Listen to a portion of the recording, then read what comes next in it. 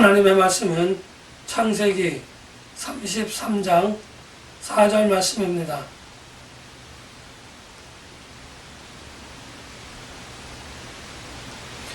에서가 달려와서 그를 맞이하여 안고 목을 어긋맞추어 그와 입 맞추고 서로 우니라. 어머니 리브가 아버지 이삭 그리고 형 에서와 함께 살던 야곱은 어머니의 편애 속에 아버지와 형을 속인 그러한 허물이 있었기에 혹시나 형 에서에게 죽임을 당할까 어머니의 권면으로 외삼촌 라반의 집으로 도피를 하였습니다. 그리고 기나긴 시간, 길다면 길고 짧다면 짧은 20여 년간의 생활을 마치고 이제 하나님께서 그를 불러 내 친척, 내 아버지가 있는 곳으로 돌아가라고 하는 명령을 하셨고 야곱은 그에 순종하여 아버지의 집으로 돌아오고 있었습니다. 아버지의 집으로 돌아오는 그때에 야복 강가에서 모든 식솔들을 다 건넨 후에 야복 강가에서 홀로 남아 하나님의 사자와 밤새도록 씨름을 하였고 거기에서 이겨서 야곱이라고 하는 이름은 이스라엘이라고 하는 이름으로 바뀌어지게 되어집니다.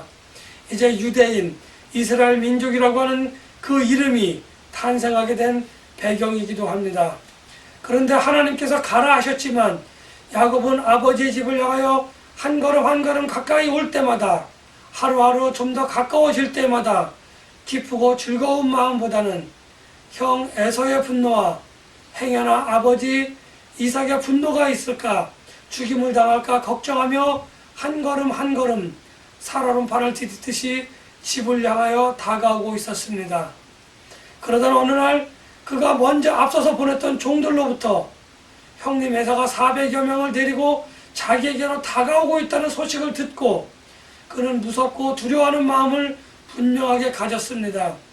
그래서 그는 그의 앞에 자기의 식솔들을 먼저 보내는데 먼저는 종들을 보내고 그리고 또 두 번째로는 자기의 첫 번째, 두 번째 부인했던 라헬과 헬라의 종들에게서 난 자식들과 그 세 번째, 네 번째 아내였던 그 아내들을 맨 앞에 보내고 그리고 라헬과 그 자녀들을 그 다음으로 보내고 그리고 자기는 레아와 그의 자식들 그리고 자기는 맨 나중에 뒤에서 그렇게 걸어가고 있습니다.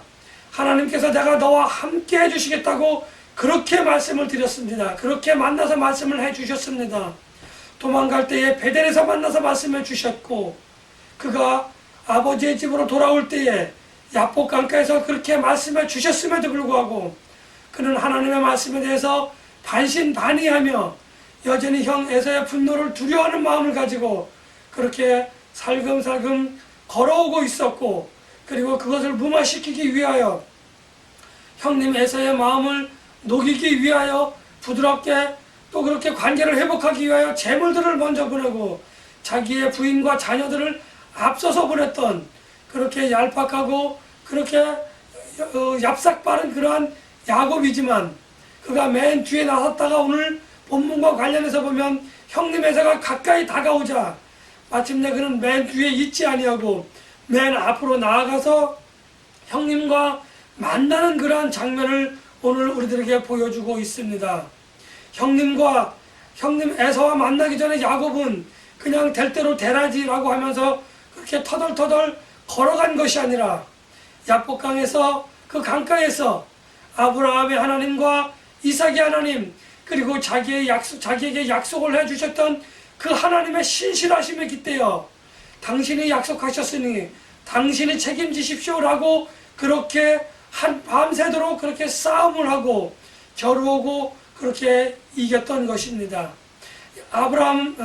야곱은 여전히 불안하고 있었지만 하나님과의 겨루면서 이겼고 하나님께서 그를 사자들을 통해 축복해 주셨던 그 축복이 힘이 되었었든지 형님 에서를 향한 두려움과 형님 에서의 그 흥분은 하나님께서 야곱을 만나는 그 순간 그 살기 든든했던 그 분노는 화기애애한 형제가 되었고 또 그를 죽이고 힘들고 어렵게 했던 그 마음가짐을 하나님께서는 봄날 눈 녹듯이 그렇게 녹여주셔서 야곱과 에사의 만남은 성경 어디에서도 볼 수 없는 진한 형제를 보여주었고, 또한 가족애를 보여주는 가슴 뭉클한 그러한 장면이기도 합니다. 그들은 서로 목을 어긋맞추었고, 그들은 서로에게 당시 중동식 임사했던 인사를 나누며 그렇게 서로 울고 있는 모습을 통하여 우리들은 그들의 기쁨이 얼마나 컸던지, 그들의 만남이 얼마나 간절했던지 하는 것을 간접적으로 알 수 있습니다.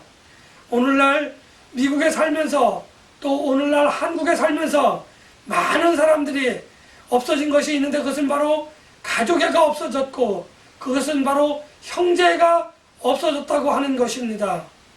누가복음 15장을 보면 물론 조금은 다른 관점에서 볼 수 있지만 탕자의 비유가 나오고 있습니다.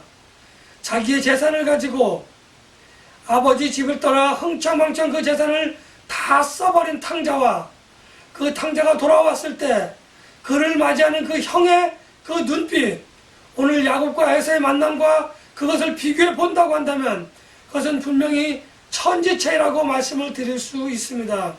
그 두 가지가 왜 천지차이의 모습을 보이고 있을까요? 저는 가만히 생각해 보았습니다.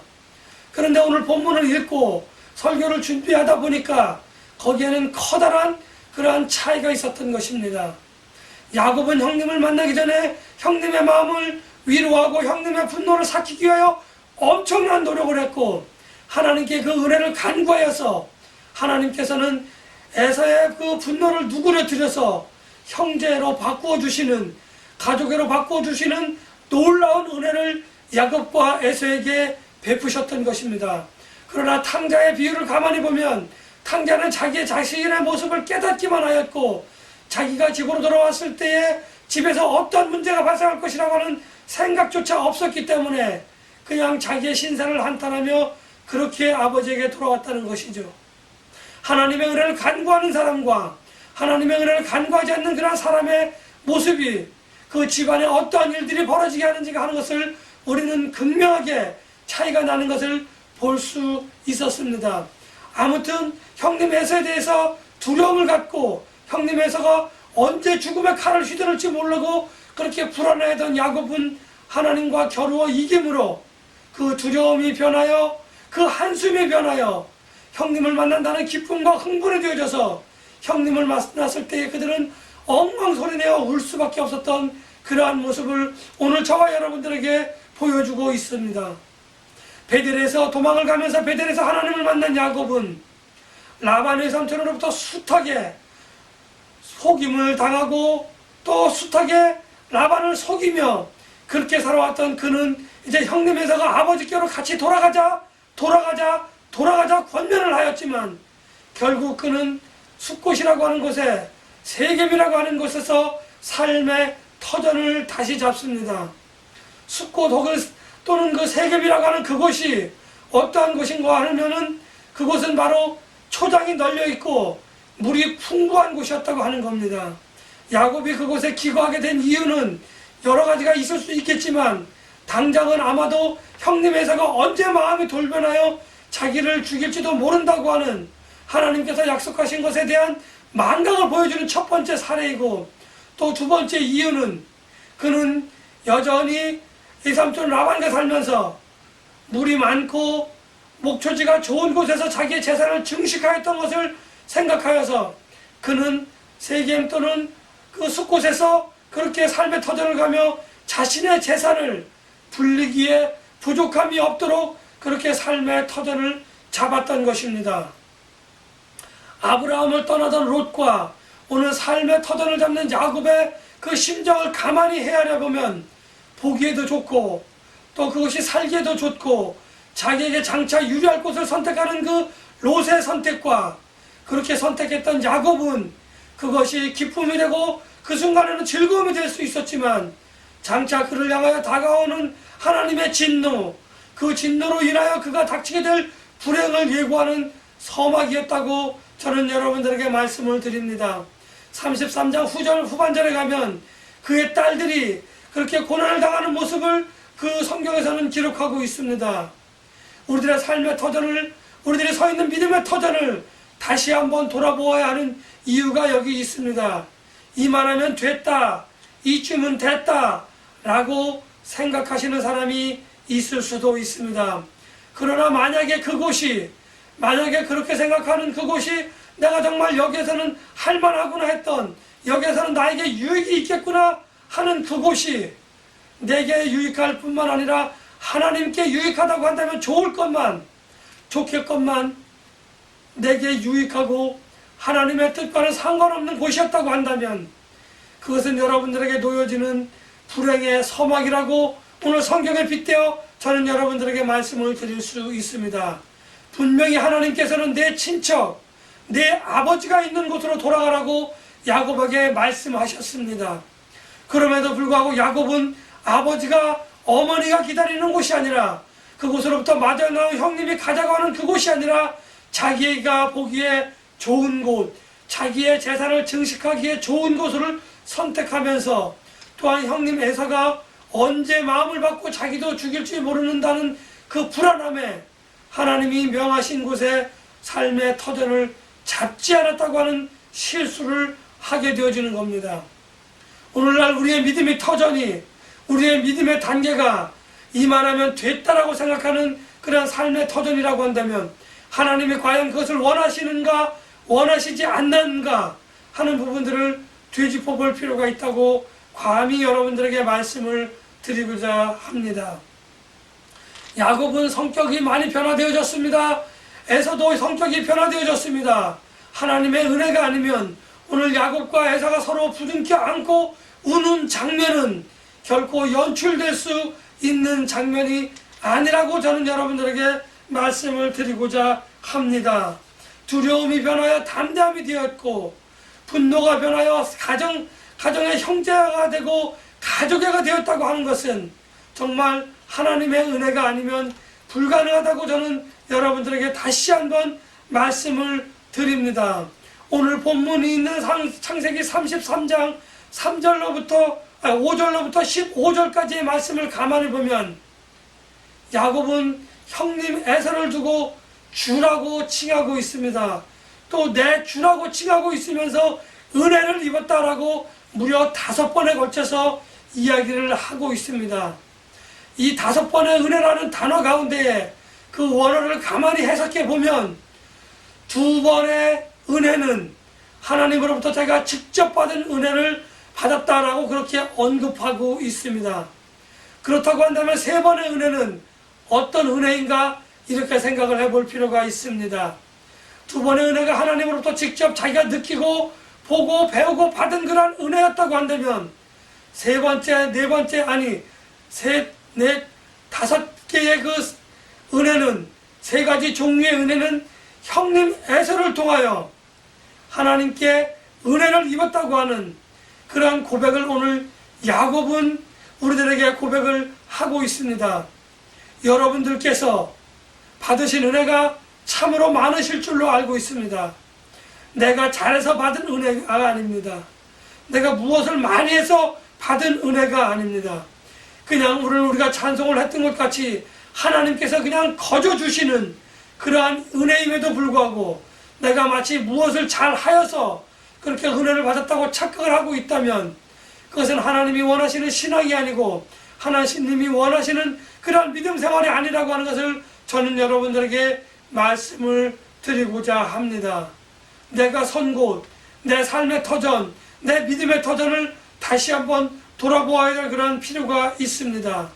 왜 하나님께서 내 아버지가 있는 곳, 내 친척이 있는 곳으로 돌아가라고 얘기했음에도 불구하고 롯은 자기 보기 좋은 곳으로 떠났고 야곱은 자기에게 유익이 되는 곳에 삶의 터전을 잡았던 것 같이 오늘 우리가 잡고 있는 그런 삶의 터전, 우리의 믿음의 터전은 어떠한지 한번 돌아볼 필요가 있습니다.